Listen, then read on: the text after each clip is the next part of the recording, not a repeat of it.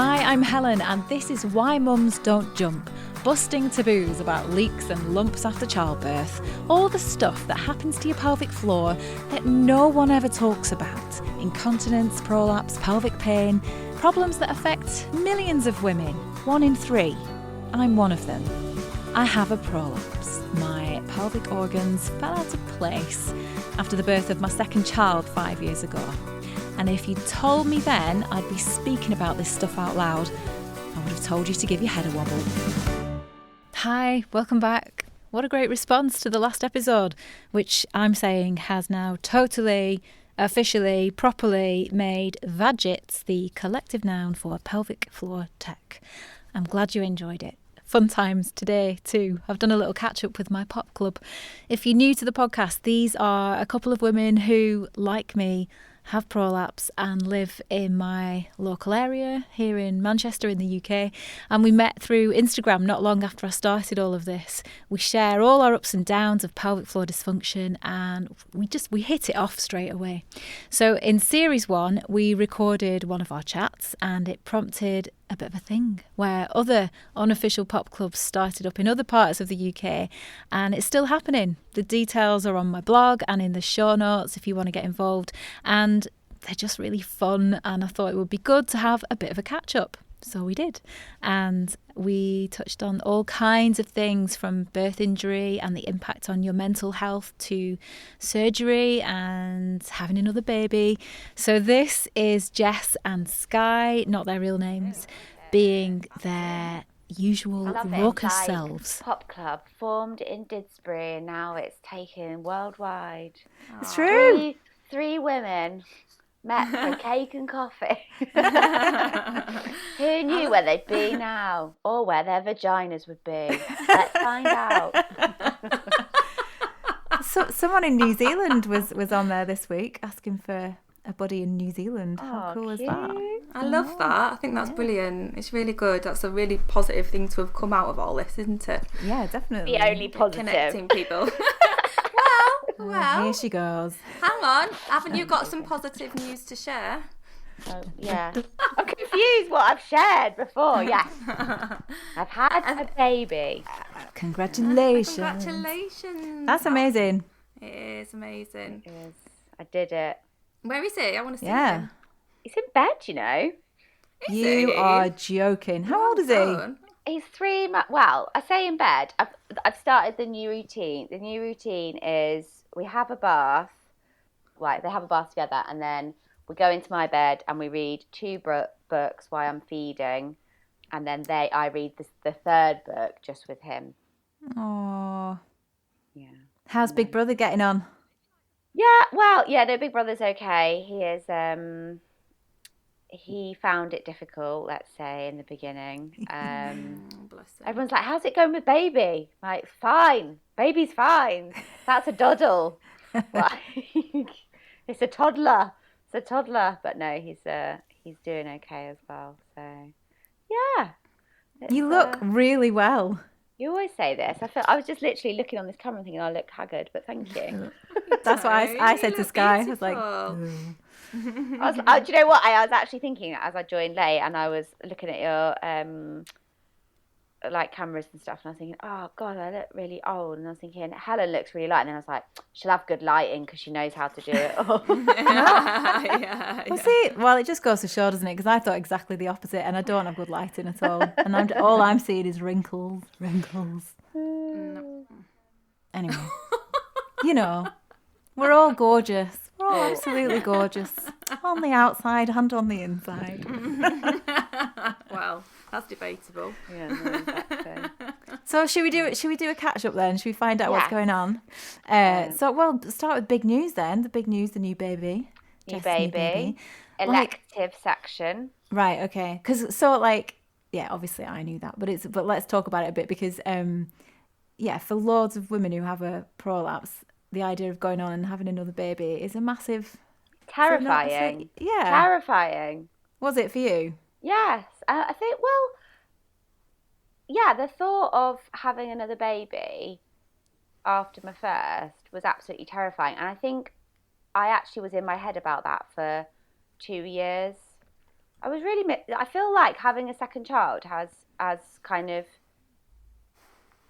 like, don't get me wrong, I still like obsess a little bit about it, but not nowhere near, because I was thinking, oh, what ifs, all the what ifs, and then actually one day I just thought, yeah, what am I actually waiting for? What all the what ifs. So I just thought, yeah, I'll do it, and here I am with a Made it baby, through to the made other it side. through, and actually my symptoms were better during pregnancy than they've been for ages, which actually was a bit sad. It was like brilliant, because I did loads of stuff and realised, like, just really long walks and stuff, whereas before I'd be like, not sure, that's too far. Basically where I'm at now again. Could feel my prolapse, it's really annoying. Whereas I was going for like 5 mile walks, and it was like, didn't feel it. Like the first 12 weeks it was a bit bad, but I think that was hormonal, and then towards the end it wasn't. It was my back that really hurt. My back hurt. It's That was mad, the that, isn't problem. it? I wonder And what then, happens. Maybe things shift around no, a bit. yeah, everything pulls up. So Does the it? baby, like, brings everything up. And then, after obviously had the elective C-section, which was fantastic, I can't tell you, it was the best thing ever. Particularly as he was £9.8. But not only that, it was just, it was just a dream in the recovery. Like before, when I was going through the process, and the consultant was like, oh, well, you can't lift your child, your toddler, recovery's really bad. Thinking, are you listening to me? Like, I don't lift my toddler. And secondly, I'm still recovering, in inverted commas. Like, Yeah. So Well, you had a really difficult first birth, and you were injured from it. So Yeah, like exactly. that's a very difficult recovery. Yeah. So then obviously had to get the big guns out and say, nice guidelines. I can choose my birth. And So you did. Yeah, I did. No, that's quite interesting though, because I'm surprised that you had to argue to have a section. I did have to argue. Oh, it's so, like, I argued the opposite. I had a section with my first, and I was so determined to have a vaginal birth that second time round. And they were really hesitant to let me do that. So I argued. You can't win, can you, I suppose? You can't win. And the thing is, the childbirth is so unpredictable. Yeah. You just don't know how it's going to go. And, I was kind of worried about like scarring and healing and that kind of thing, because I don't tend to heal that well. But fine, didn't have an infection, was off painkillers after 4 days. And then after 2 weeks, I was kind of back to normal. And do you know what the weird thing is having a baby, everyone says, oh, like, you kind of lose your identity a little bit. I don't know why I'm getting emotional now. I don't know why. Like, but yeah, like you lose your, because it's still raw, isn't it? You like lose your identity as like who you are when you just are a mum, and then it kind of takes time to regain that, because all you are is a mum at that point, and it's all for the child. But I think when you then suffer a prolapse, you lose that physical side of yourself as well, and and all the mental health stuff around that. Kind of, it's like you have a baby, but you substituted something for it. You lost who you were, and you don't get that back. You lost it, and that's really hard to kind of get your head round. And I remember like seeing loads of new mums and thinking, oh, that mum, like, she's just back to her normal self, and I feel like a completely different person, and I still do feel like a different person. Like, we went for a walk today, and my older son's like running around, and I can't really run around after him, and I can't lift him up into the trees, and and also I think, like, in my head I was like a superwoman beforehand. I could have lifted him up a tree with one hand. I couldn't have done that at all. Like, rose tinted glasses, yeah. Exactly, but I'm not the person I was. But the weird thing about having a section was I just went back to where I was before, and that's the weirdest. Do you know what I mean? That's the weirdest thing. It's like, oh, this is what it's like to have a baby. You have a baby, and then you're back to your normal self, and it's a really weird concept. And like, having this baby, like, I'm happy, and I'm like, oh, this is how I'm supposed to feel. Aww. Like, this is what it's supposed to be like, not like all the turmoil that I went through before, and like crying all the time, and you know, I think I've not cried once. Oh, I'm so happy for you. So, thank you. That's that kind of healing birth that people talk about, isn't it? Yeah, and the prolapse, like, I don't think it's any worse. But it is funny what I was saying. The baby like lifts everything up, and then after like a week, I'm like, oh my God, this is brilliant. Like, it's got completely better. I was wondering if it was like going to be like a deflatable balloon, you know, where it just slowly sort of sinks back down. Which it did. Yeah. But you know, it's not worse. So yeah, I absolutely had a very positive experience with an elective C-section. Hooray. And last time you'd fairly recently, last time we spoke for the podcast, you had a pessary. You'd got a pessary. Did you wear that through? And it was really helping. I wore that through pregnancy. You did? Yeah. Because I'll be honest, I didn't even know if that was okay to wear through pregnancy. Yeah. But it is. Yeah, no, it was fine, yeah. There was a bit of a debate about like when I could put it back in. Yeah, okay. Yeah, because everything will be really... although actually, because you didn't have a vaginal birth, Yeah, no, so some people... So someone said, oh yeah, you can put it straight back in. And then other people said, oh, leave it 6 weeks, which I didn't really necessarily understand. Anyway, I did put it back in before 6 weeks, but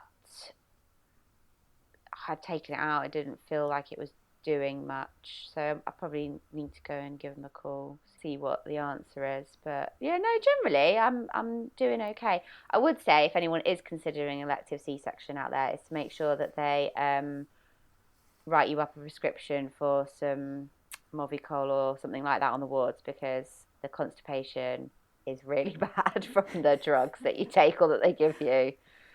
So that's the only thing. The struggle is real. The struggle is real, yeah. But yeah. Come on then, Skye. What's going on in your world? How are things? Not a lot next to that. Hang on, let's recap.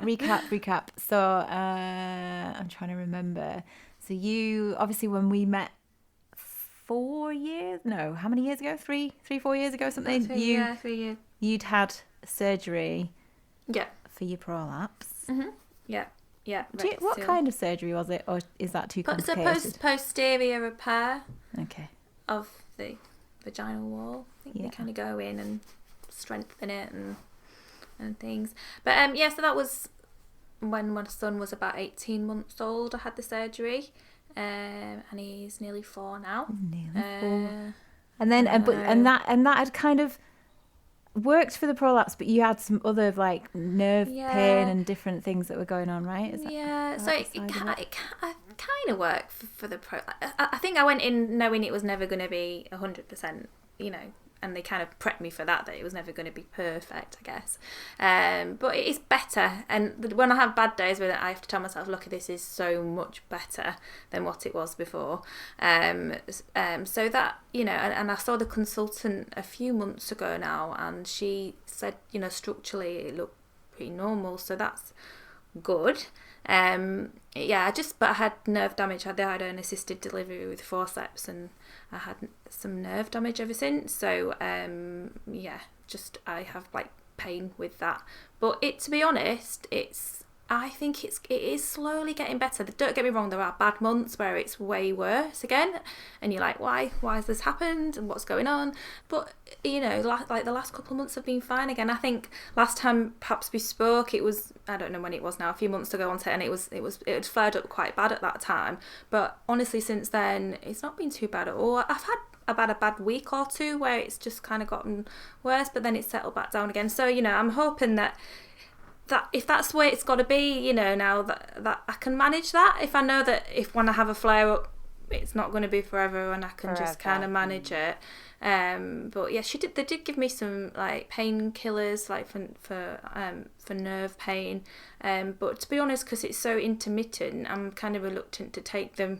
I'm just managing it. So yeah, I can't complain really. I really honestly can't complain. You can, if you like. No, I live the life that I want to live, apart from I'd like to run further than I can, and I'd probably like to do more jumping. Hang on, because your level of, like, when you say you'd like to run further than you can, you want to do like like marathons or something? Well, no, not even that. I used to be able to run 10k, and that was great. But now I run for half an hour, like 5k, something for me, really slow, plodding along, and and it's fine. I like to get out, it's fresh air, and I enjoy it, and so really I can't complain. Like I said to you before, I've just been like jumping around to the Prodigy with my son before I came onto this call, so I can't complain. And I know it's probably not the best for me, and like I said to you before, I think maybe there's times when I do probably things I shouldn't do, like jumping, like carrying them up hills. No, hang on, no, like I'm not.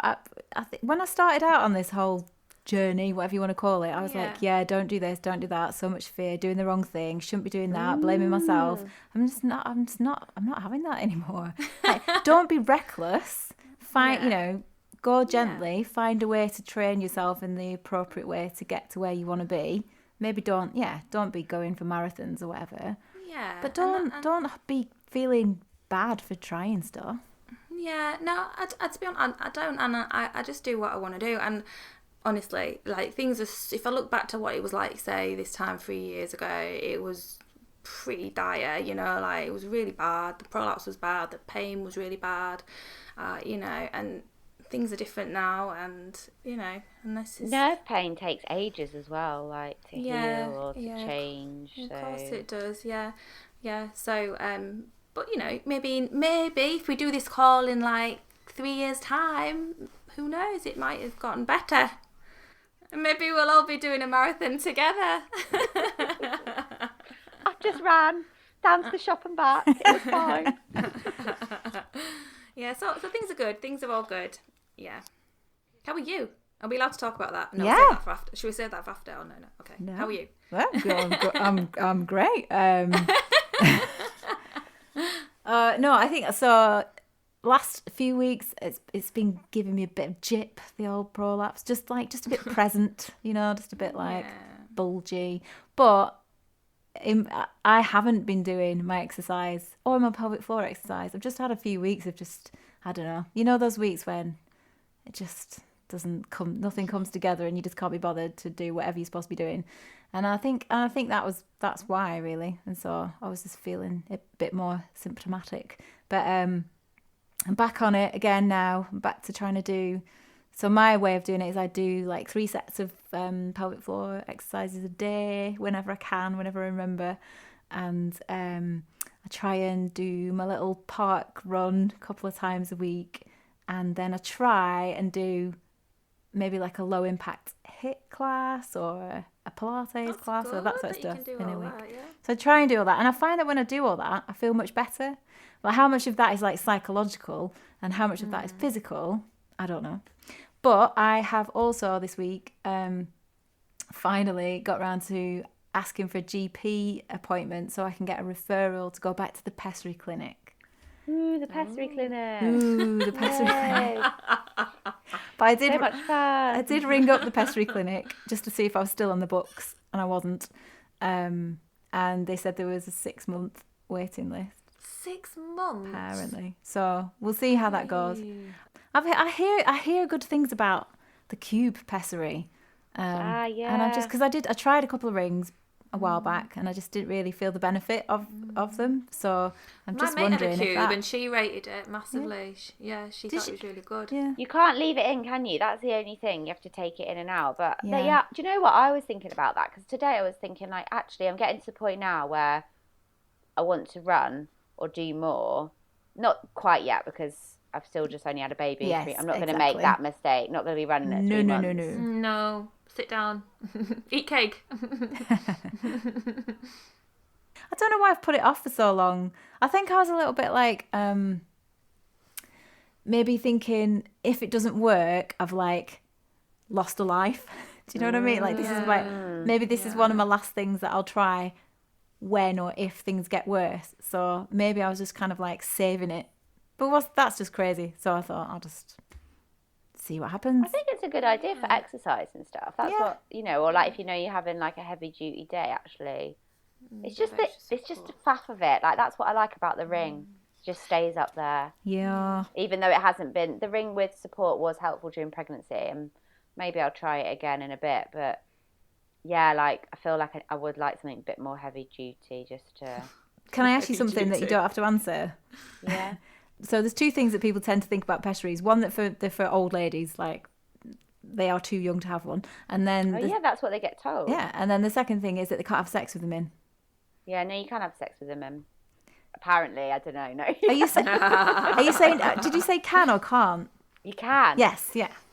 Well, I With found the that I ring. could. Not the cube. You can't. No, which is why you have to take it in and out, right? Yeah, which is, but the ring, yeah, you can. Yeah. And the ring with support, you can. Yeah, And you don't feel. Oh, I never felt it. No, when I did try So the much ring, space. when I tried the ring, yeah, that was fine. It was more of a mental thing of like, oh my goodness, I've got a plastic thing or a silicone thing in the way. It was a bit of a mood killer. But I can see how that would be. I feel like I might want to go for one of those horrible doodah things. I have no idea I don't what even that want to means. say it. Proctogam. What, is that a camera up the bum? No, it's God, like it's basically where it's a poopogram, basically. They put this, I don't know what it is, like the consistency of like toothpaste or something up your bottom, and then sit you on a pretend toilet and then take x-rays of you pooping it out and then basically it's got barium in it so they can see on the x-ray what's left inside your vagina as to how your rectocele is. It's kind of an indicator of how big your rectocele is. Does this mean, Jess, that you are thinking about trying to get some surgery or something? Why are you interested in getting a proctogram? You know what I'm like. I like to know the nitty gritty. Honestly, I mean, I think if you are going to go for surgery, it's something that they probably would. Yeah, at some point I was thinking, because I did get. I'm not saying that I want surgery for definite. So my plan is I'm not as physically fit as I should be or want to be. So I feel I don't want to. Yeah, but I don't want to go down the surgery route until I've exhausted getting fitter. And actually, I know that my glutes don't do any work whatsoever. I got a jelly bum, so which is common after you've had a baby. Yeah, I mean, I had a jelly bum beforehand though, but it's common after lockdown, isn't it? Yeah. So yeah, I want to get fit, but also I did ask to be re-referred because obviously I'm not planning on having any more children. And I'm a bit sick of living like this, but equally I want to make sure that I'm fit. So yeah, I'm not saying yes to surgery, but I'm kind of, I think it was a bit of a wake up call, if you like, when I was pregnant, because I felt so much better that actually I'd been really miserable for 2 years, and just not myself. Like I still don't feel myself now, I'm saying that, and you probably picked it. Like we went just for this nice walk, and it was nice, but it was just my son looks to his dad to do all of the physical stuff, and I just stand there, or or sit down, or hold the pram or what have you, and I'm not doing all that physical stuff. And actually I would be doing that, and I still not at 3 months you wouldn't. No, not 3 months after you've just had a baby. So give it time. Yeah. And do have a bit of a plan, but don't beat yourself up also. It's really early days. It is, but I think it was just a wake up call, being pregnant, knowing actually that the last 2 years have not been me, and I'm not that person that well, I am that person, but I want to do more and be more physical, and actually I enjoy all of that stuff. Yeah. So, it's great that you had such a good pregnancy, isn't it? Yeah, I know, because he was a big baby. Yeah. So yeah, but you've got options down the line should you need them, and that must be quite a good feeling, like so that's what I mean. I'm gonna try and get fit. I've actually I subscribed to a pelvic floor book from one of the Instagrammers that I've said for you to follow. Can I mention people's names on here? Yeah, go for it. If it's someone that's helped, and Dana Landgren. Dana's her first name, then Landgren, and She just does really good pelvic floor stuff that's safe. That's her kind of niche, isn't it, I think? I remember when you started doing that and you sent a message saying you were getting a sweat on for the first time. Wasn't you? Were loving it. Yeah, I was. Do you know what? I was actually pregnant then. I didn't realise. Oh, wow. But no, yeah. You can get a sweat on and it's like, oh, I love that cardio bed. And I felt good doing it. And it's brilliant. Do you feel like you still think about all this stuff as much as you used to? Like for me, I know like prolapse was just really central in my mind for years, like annoyingly present, and I don't think it is as much. It's not as much now. It doesn't rule my life in the same way that it used to. Do you feel like that? Or... I don't think it is as much as in my life either, to be honest with you. It's like, I remember thinking, if I could just get to a point where it's like an annoying thing, a bit that you just get used to, you know, like say if you've got like a bit of a filling in your mouth that just like gets in the way, but you just kind of get used to it, but it's still a bit annoying. That's kind of how it is now. Do you know what I mean? It's there, but it's just there. It's just a part of me, and it's annoying, but then it's bearable. It's definitely much more bearable than it used to be.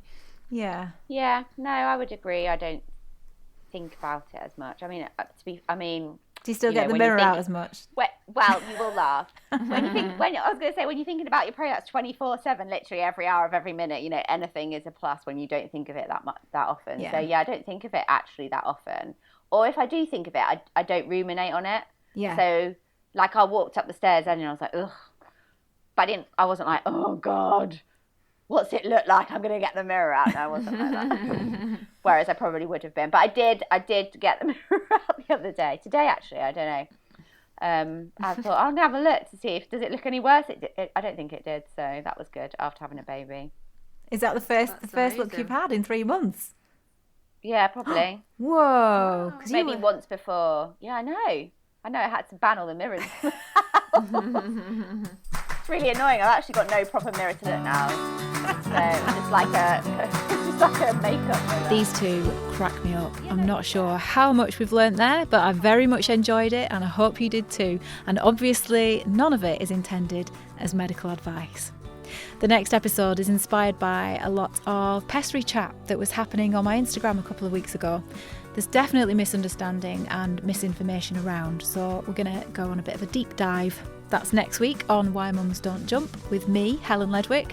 Series 2 is starting to draw to a close, so if you do have a few minutes, I'd really appreciate some help spreading the word. I'd love for more women around the world to find the podcast and take some comfort from it, so please recommend it wherever you feel comfortable. Share a link in a Facebook group or on WhatsApp or anywhere else you can think of, and if you can, write a review. You can now support the podcast on buymeacoffee.com/Why Mums Don't Jump. Thanks to everyone who has done that already. You can find me on social media at Why Mums Don't Jump or online at whymumsdon'tjump.com. Bye for now.